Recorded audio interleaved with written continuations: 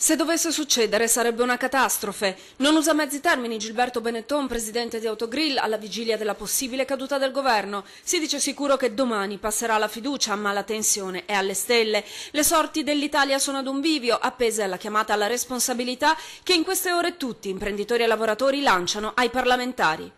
Stanno rischiando di mettere in grossa crisi la stabilità del nostro paese, le nostre imprese, i risparmi di tutti quanti, perché questa crisi va a colpire tutti e quindi per l'ennesima volta siamo stati presi in giro. Qualche sera fa Beozzo ha occupato simbolicamente il Ponte degli Alpini, con Apindustria, Confartigianato e Confcommercio. Insieme preparano nuove azioni eclatanti.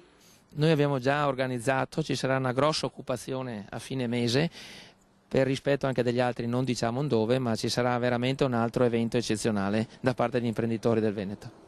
In un Veneto dove la disoccupazione nominale è al 6,8%, ma effettiva si aggira sull'11%, con 500 milioni di euro di cassa integrazione in deroga, non usano mezzi termini nemmeno i sindacati.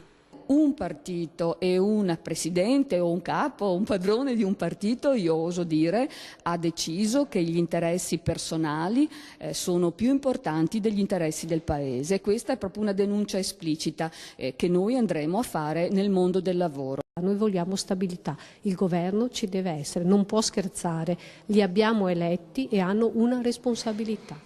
Una mobilitazione nelle fabbriche e nei mercati per dare un nome al baratro che sta rischiando l'Italia. È chiaro che se non dovessimo avere un governo e non dovessimo avere una maggioranza in Parlamento rischiamo nel giro di 2 mesi di essere commissariati dalla Banca Centrale Europea e dal Fondo Monetario Internazionale, come è successo in Grecia.